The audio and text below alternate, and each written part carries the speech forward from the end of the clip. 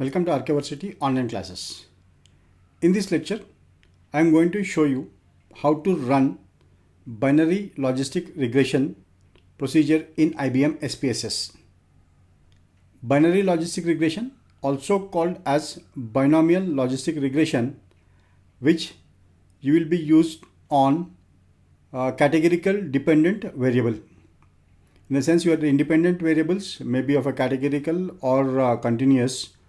However, your dependent variable is dictomous, a categorical variable. In such scenario, you need to use binary logistic regression.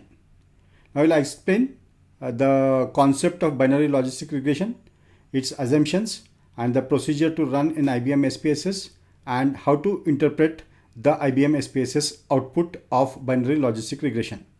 The binary logistic regression is a technique used when the dependent variable is categorical or a nominal. In the sense, when you are measuring your dependent variable on a nominal scale, then you need to use binary logistic regression. So examples are that consumers make a decision to buy or not to buy. So buy or not to buy. So here this is a dictomous. The binary, when we are saying that a binary, it accepts only 0 and 1. So our responses need to be on 0 or 1, or that is a positive, negative on your nominal scale. Or a product may pass or a fail. Then there is a good or poor credit risks. Then employee may be promoted or may not be promoted. So these are all the examples of a dictomous. In such case, when your dependent variable is measured on a nominal dictomous scale, then you need to use binary logistic regression.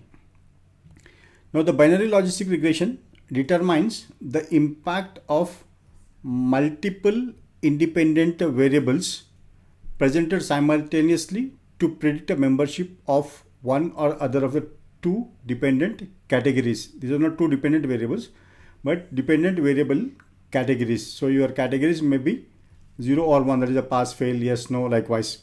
And your independent variables may be multiple. So that means you may have an independent variable of 1, independent variable 2, independent variable 3, likewise. And these independent variables may be of any scale, whether it may be a continuous scale, nominal scale, or a ratio scale, or even an ordinal scale. Now logistic regression employs binomial probability theory, in which there are only two values to predict. That is, the probability is 1 rather than a 0. Like a multiple regression, logistic regression provides a coefficient b, that is a beta value or a coefficient value, which measures each independent variable's partial contribution to the variance in a dependent variable.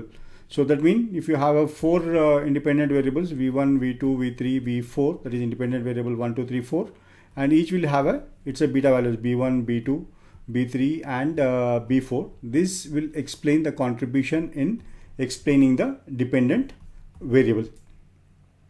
Next is that a binomial logistic regression, or referred to as simply as logistic regression, predicts the probability that an observation falls into one of the two categories.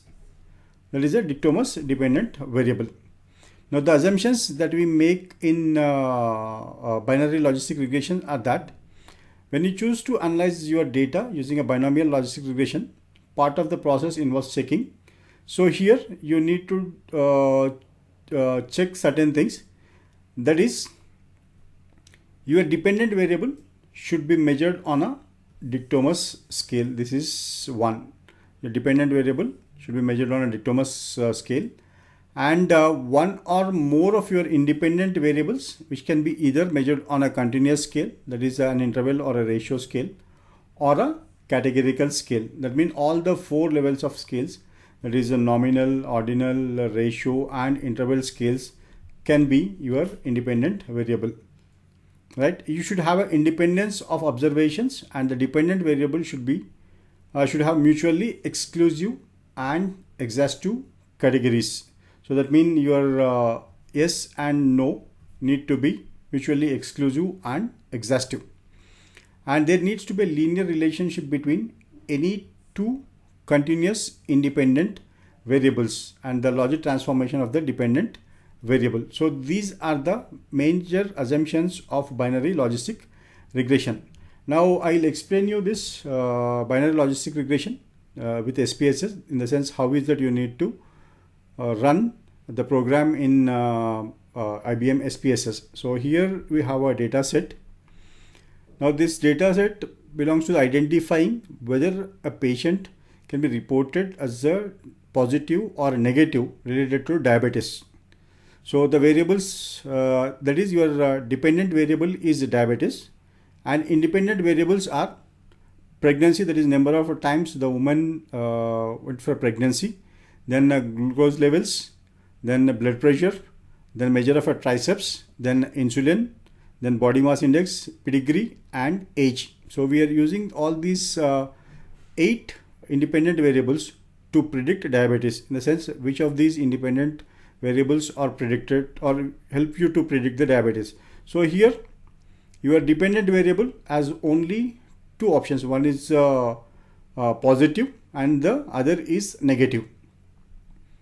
Okay. To run logistic regression, go to menu command, click on analyze, and from here go to regression. In a regression, binary logistic regression, select this one, and your dependent variable, it need to be a categorical and dictomous. So diabetes, send this to dependent variable. Now come back to variables list, Control A. So all the independent variables got selected. Then send all these to covariates. So here you have a covariates. Now as none of your covariates or independent variables are classified into categorical, you don't need to classify them. So here none of these variables are categorical. So simply we click continue here, then go to save. So here predicted values, then also check from the residuals, unstandardized and studentized residuals. So this will help you to verify the model fit and normality of residuals, whether the residuals are approximately normally distributed or not. Then click continue, then go to options. So here in options, in statistics and plots, select Hosmer Lemieux goodness of fit. This is similar to chi-square distribution, which will help you to verify whether the observed and the predicted values are same or is there any difference.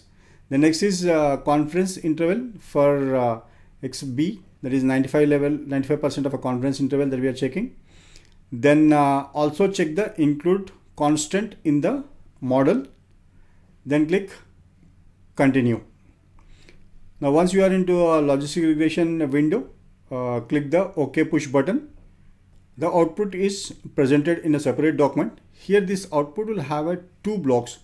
One is block 0, where only constant is considered into the model, and second is a block 1, where all your predicted variables are entered into the model. So here first we look at the case process. There are 318 cases and percentage is 100. Now here dependent variable encoded, that is SPSS will automatically code this, even though we give, it will code negative as a 0 and positive is 1. Then this is a block 0, beginning block, where no predicted variables are entered here, only it considers the constant. So here it says that the negative diabetes, there are 232 predicted values and positive is 86 and overall percentage is 73. That means without any independent, that is independent variables, we can predict that the possibility of a diabetic is the negative is 73%. And here you have a constant variable, that is your variable equation. So constant is a negative minus 0.992 and this is statistically significant. And here the expression of beta, there is a 0.1. This we call as a odds ratio. So the odds ratio of being negative is 0.31 when comparing with a positive. So this is a ratio of what is the probability of a negative and positive. So there is the probability of negative to the positive is 0.31, and here variables not entered into the equation because these are all ignored at a step 0 or a block 0. Now next is the block 1, that is here we use the method enter. This is our equation where we enter the independent variables into the equation. So the chi-square value is 120, degrees of freedom 8, and it is a statistically significant. And here the model summary at step 1, -2 log likelihood, Cox and Snell R, and Nagelkerke R square. So among these three, we consider the Nagelkerke R square, which is 0.457, which is 0.46. That means there is the coefficient of determination is 46%. That means the variance in dependent variable with all the predictor variables, we can explain 46%. That is 46% of the variance in whether the candidate is to be a diabetic, positive or a negative, can be explained with the 8 independent variables which we used in this study. This is one. Next is that the Hausmer and Lemschott test. This compares the predicted values with observed values, and here the null hypothesis is that predicted values and observed values are uniform or the same. So here your significance value is 0.625, which is much higher than 0.05. So we retain the null hypothesis, saying that there is a uniformity in a predicted value when compared with the observed values. Now here you have a contingency table which explains you the proportion of each individual variable or at each step in the total process. In the sense, the step 1 is 31 observed, okay, and this is a positive is 1, so expected is 0.52. So that means the least possibility is this, and highest possibility, that is a 5, and expected. Next comes is a classification table. Now here if you observe the classification table of a block 1, this gives you overall percentage of 81.4.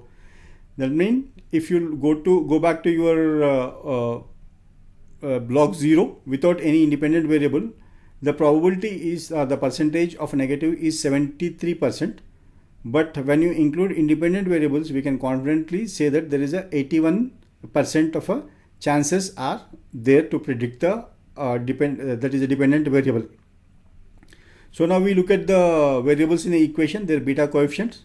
So pregnancy has a negative beta, and a glucose as 0.4, BP is 0.0, and triceps is 0.0, insulin, BMS, pedigree, age. Now we look at the significance values here. Among all the 8 variables, one is glucose is significantly affecting your diabetes. Then another variable is the pedigree, and another is the age. So these 3 are the significant predictors of your dependent variable, that is a diabetic. Whether a candidate is going to be reported positive or negative is influenced by these 3 factors. One is a glucose, which is statistically significant, then pedigree, which is statistically significant, and age. Remaining other factors where your significance value is much higher than 0.05, that is here 0.7, 0.9, 0.2, 0.8. So these are all insignificant factors. So this is how you need to run the binary logistic regression in IBM SPSS and interpret the result. So interpretation will be done on 2 outputs. One is a block 0 output, and second one is a block 1 output. In a block 0, no independent variables are considered, whereas in block 1, independent variables are taken into consideration. Thank you. Thank you for listening to the lecture.